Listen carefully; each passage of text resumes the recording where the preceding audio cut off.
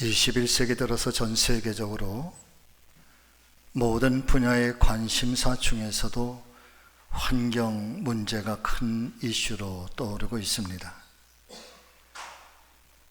21세기를 살고 나아가서 22세기, 23세기를 나아가는 인류에게 있어서 환경 문제가 어떻게 인류의 미래를 위협하고 있는지, 그리고 그런 환경 문제를 극복하고 하나뿐인 지구를 살리기 위해서 인류가 공동으로 대처해야 할 방법들은 무엇이 있는지, 특히 하나님을 믿는 신앙인의 입장에서 생각해 볼 때 창조주 하나님께서 허락해 주신 천혜의 자연 환경을 어떻게 회복하고 어떻게 보존하여 후손들에게 아름다운 국토와 쾌적한 자연 환경을 물려주어야 할 것인가 라고 하는 다양한 문제들을 전 세계는 지금 깊이 고민하고 있고, 이 문제로 모두가 또한 심히 앓고 있습니다.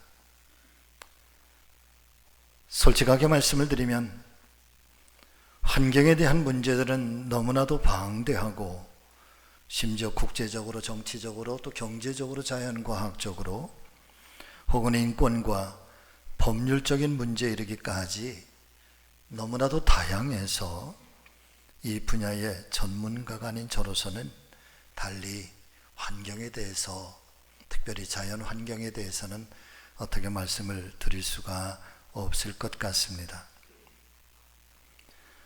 자연 환경에 대한 문제와 해답들은 전문가들에게 맡겨드리고, 다만 저는 신앙적인 입장에서, 그리고 목회적인 입장에서 하나님의 사람들에게 있어서의 영적 환경들이 얼마나 중요한 것인가, 또 영적 환경들이 어떻게 강건할 때 그 삶이, 또 그 가정이, 또 그 인생이 어떻게 또한 건강한 가정, 건강한 삶을 살아갈 수 있게 되는가라고 하는 입장에서 오늘은 특별히 에스겔 37장의 말씀을 통하여 여러분 같이 하십니다. 영적 환경을 강건하게 하라.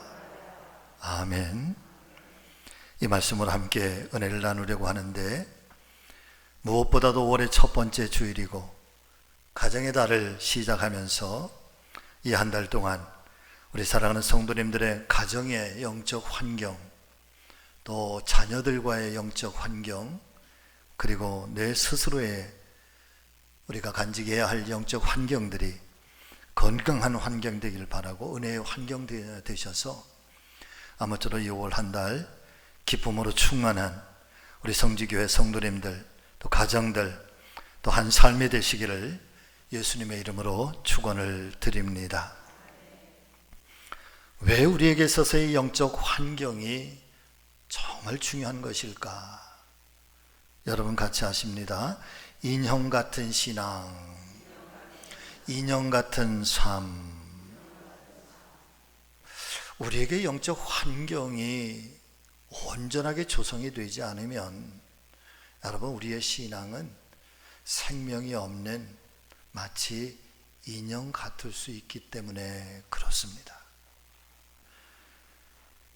자, 그렇다면 오늘 말씀을 통해서 어떻게 우리가 영적인 환경을 강건하게 가꿀 수가 있는 것일까? 특별히 에스겔 선지자를 통해서 들려주시는 이 말씀은 오늘 우리에게 어떤 깨달음을 주시는 걸까? 함께 살펴보기를 소망합니다.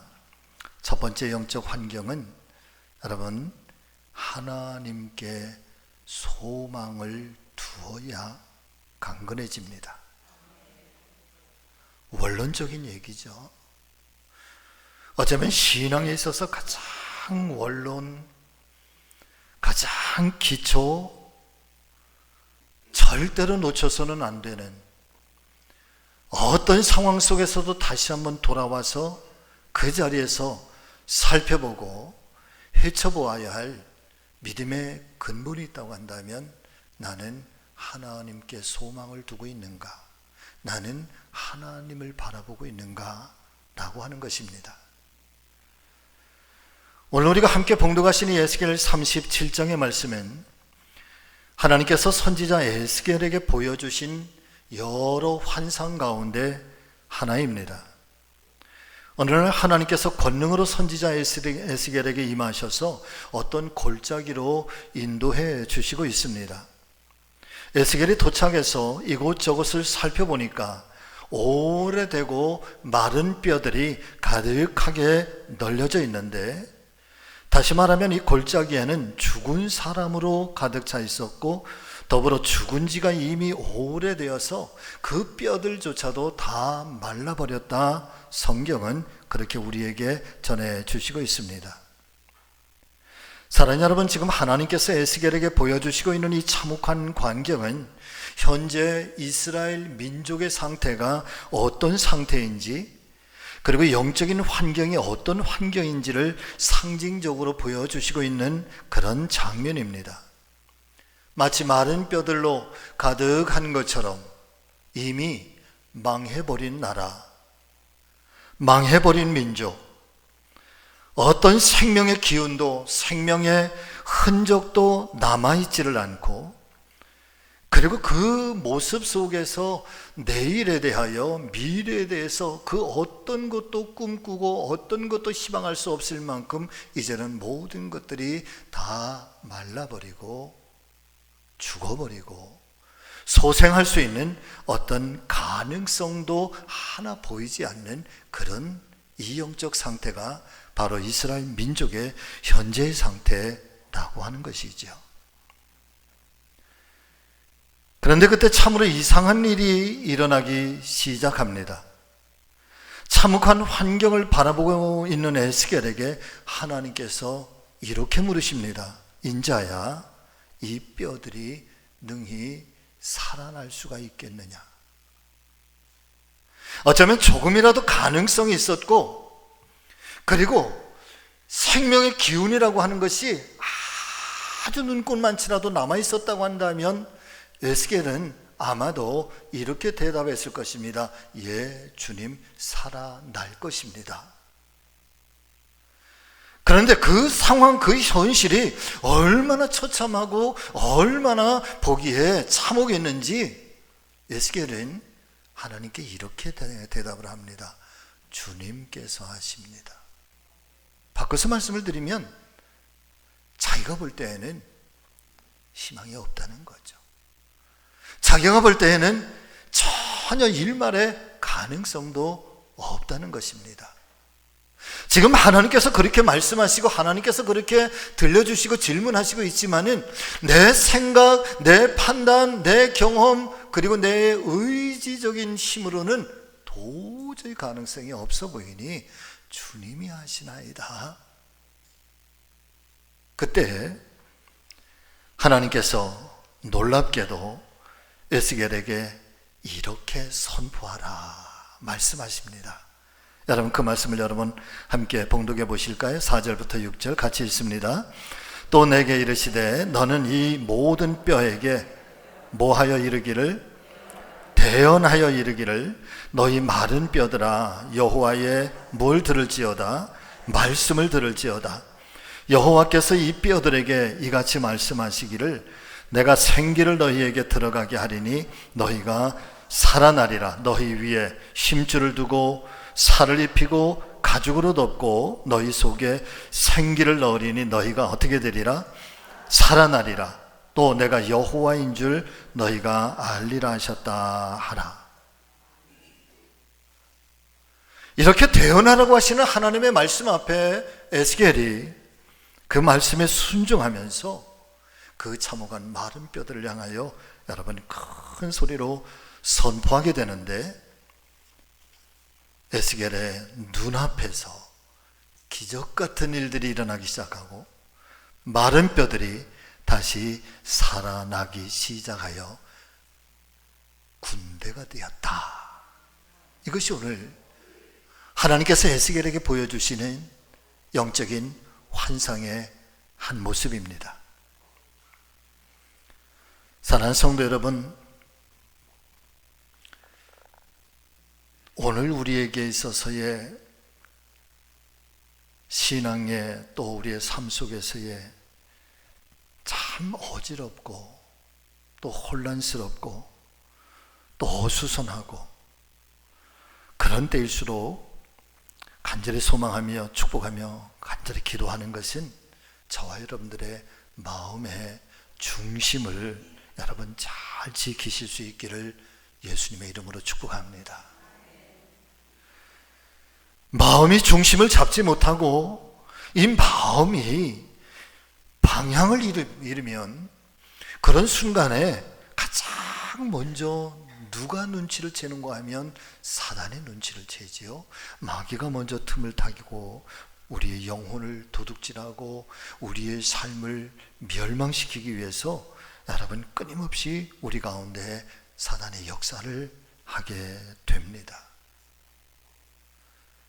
이와 같은 현상은 하나님 말씀이 성경을 보면은 위대한 선지자에게서도 일어났고 위대한 하나님의 종들에게서도 여러분 이 마음이 향방을 잃어버렸을 때 그의 삶이 어떻게 흔들리는지 그의 신앙이 어떻게 흔들리는지 여실하게 우리에게 보여주고 있는데 위대한 선지자 엘리야도 그가 마음의 중심을 잃게 되니 방황할 때가 있었습니다. 갈멜산에서 850명의 바알과 아세라의 선지자들, 우상 선지자들과의 전쟁에서 승리했던 능력의 선지자 엘리야, 기도하면 3년 6개월 동안 멈추었던 비를 내리게 했던 이런 위대한 하나님의 종, 그런 사람도 이세벨의 협박을 받고 두려움에 사로잡히게 될 때 광야로 도망가서 로뎀나무 아래 죽기를 구하면서 그의 인생 전체가 흔들리고 있었던 것을 우리는 성경을 통해서 여실하게 살펴보게 되죠.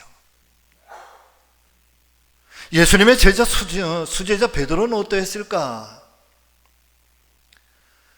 주님께 절대로 이 같은 위해가 오지 않도록 내가 목숨을 다해서 주님을 지키겠노라 헌장담을 하지만은, 그러나 여러분 마음의 중심이 흔들릴 때 그런 누구보다도 여러분 예수님을 멀리 떠나가고 예수님을 3번씩이나 부인했던 것이 베드로의 중심이었습니다. 그러고 보면 두려움과 절망은 누구에게든지 다가올 수 있는 것이고 위대한 엘리야에게도 모세에게도 그리고 베드로에게도 바울에게도 그렇게 다가왔다고 한다면 사랑하는 여러분, 오늘 저와 여러분들에게도 이 마음의 중심이 흔들리고 우리의 신앙의 영적 환경 이것들이 깨어지는 것은 여러분 우리에게도 누구에게나 다가올 수 있다는 사실을 깨닫게 되시기를 주의 이름으로 축복합니다. 그래서 그때에 우리가 지켜야 할 도리가 있다고 한다면 마음의 중심을 굳건하게 하라. 내 마음의 영적 환경을 다시 한번 강렬하게 붙잡으라. 시편 42편 5절에 있는 말씀을 보면은 시편 기자에게도 그런 마음이 낙심될 때가 있다는 거예요. 그렇게 불안할 때가 있었다는 거지요. 그때마다 다시 한번 하나님 앞에 회개하고 기도하면서 외치면서 소망했던 말씀이 바로 이 말씀이에요. 여러분 같이 읽겠습니다. 내 영혼아 내가 어찌하여 낙심하며 어찌하여 내 속에서 불안해하는가? 너는 누구에게 무엇을 어떻게 하라? 소망을 두라. 그러면 그가 나타나셔서 도우심으로 말미암아 내가 여전히 찬송하리로다. 할렐루야.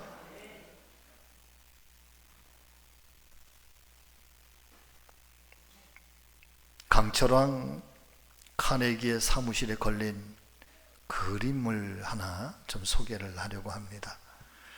여러분 지금 보여드리는 그림은 본래의 그림은 아닙니다. 원래 그림을 제가 찾아보니까 너무 그림이 작아서 띄울 수가 없어요. 그래서 비슷한 이미지를 제가 찾아서 소개를 하고, 그런데 이 그림이 문제가 아니라 이후에 들려드릴 하나의 문구가 중요해요. 그림 한번 먼저 띄워주시죠. 어디선가 좀 많이 보신 그림 같지요? 저는 이 그림을 보면 첫 번째 느낌이 참 외롭다.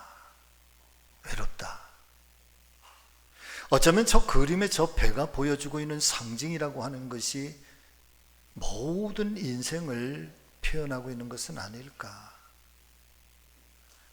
또 하나는 파손된 것일까? 아니면 이미 깨어진 것일까? 또 하나의 그림은 보여주고 있는 하늘의 모습인데 굉장히 거칠은 하늘이고 그 색감 자체가 여러분 그렇게 결코 밝지는 않은 것 같습니다. 이와 비슷한 그림이에요. 강철한 카네기가 자기의 사무실에 자기의 의자 책상 뒤에 놓고 늘 바라보면서 자기의 인생의 좌우명처럼, 특별히 인생이 파산되어서 모든 것들을 다 잃어버리고 카네기가 스스로 목숨을 끊기 일보 직전에 만났던 이 그림, 그러면서 그는 다시 일어설 수가 있었고 하나님을 향한 믿음을 다시 한번 일깨울 수가 있었는데, 그러면서 다시 일어나고 일어서는 중에 살아계신 하나님을 경험하게 되면서, 만나게 되면서 그의 인생은 자기 자신의 욕망, 자기 자신의 성공을 위한 인생에서 완전하게 돌아서서 하나님 영광을 위하여 살겠노라. 그러면서 하나님께서 풀어주시는 놀라운 기적적인 삶이 카네기를 통해서 나타나게 되지요. 그의 그림 속에 담겨져 있는, 그림 밑에 쓰여져 있는 글귀는 바로 이런 글귀입니다. 여러분 같이 하십니다. 지금은 썰물이지만 반드시 밀물의 때는 온다.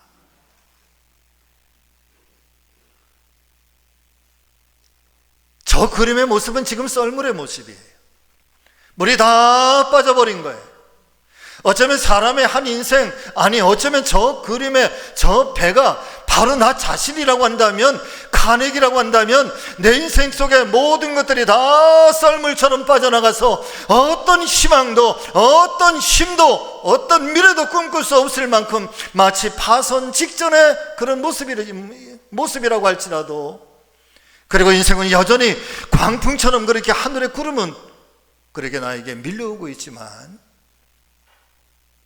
그러나 반드시, 여러분 같이 하시죠. 밀물의 때는 내게 올 것이다. 하나님이 그렇게 해주실 것이다. 믿으시면 아멘.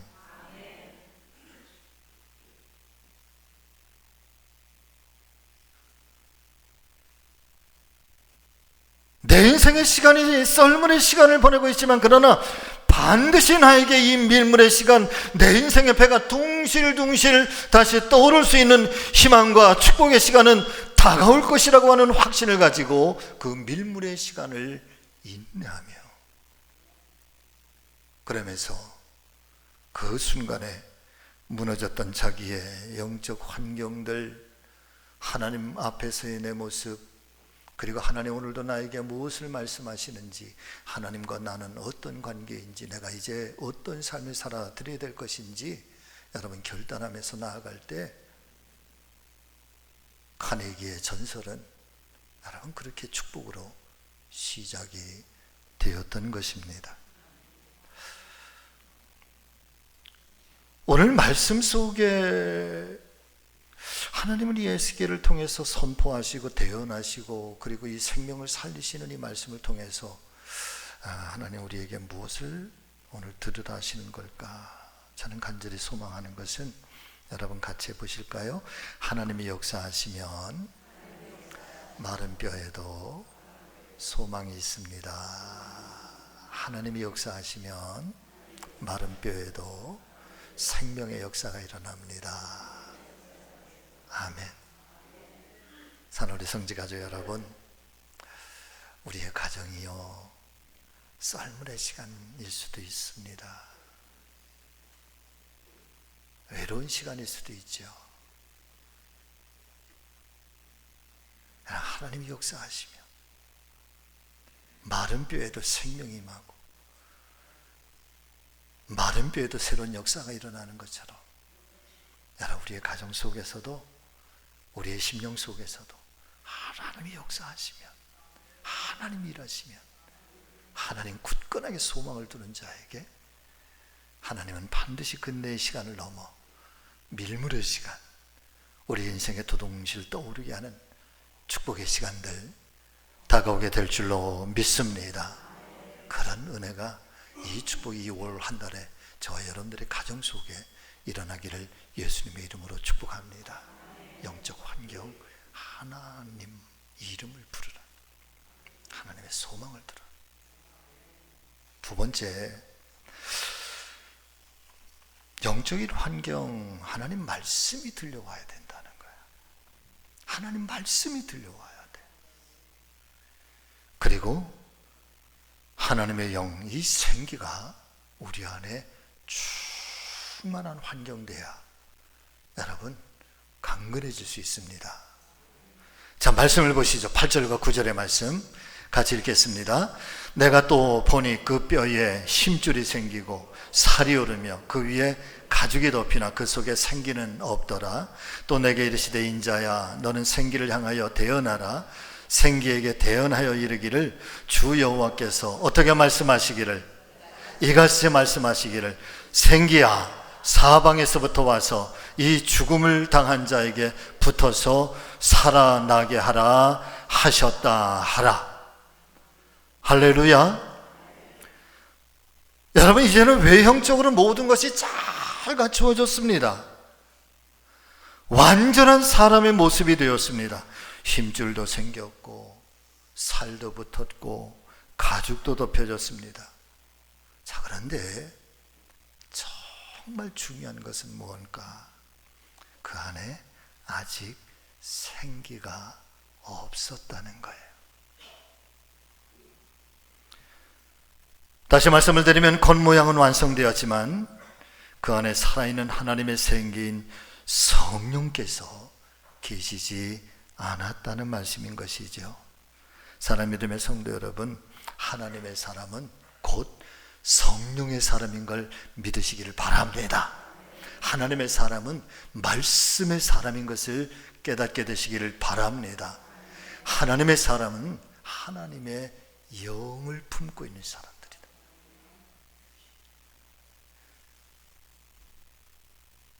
몸이 있다고 해서 그 몸이 다 살아있는 몸은 아니라는 거예요. 하나님의 영이, 성령이 임재하니까 여러분, 놀랍게도 말이에요, 성령이 임하니까 그 사람의 근본이 바뀌어요. 자, 이 신앙의 힘, 이 신앙의 놀라운 역사는 바로 여기에 있어요.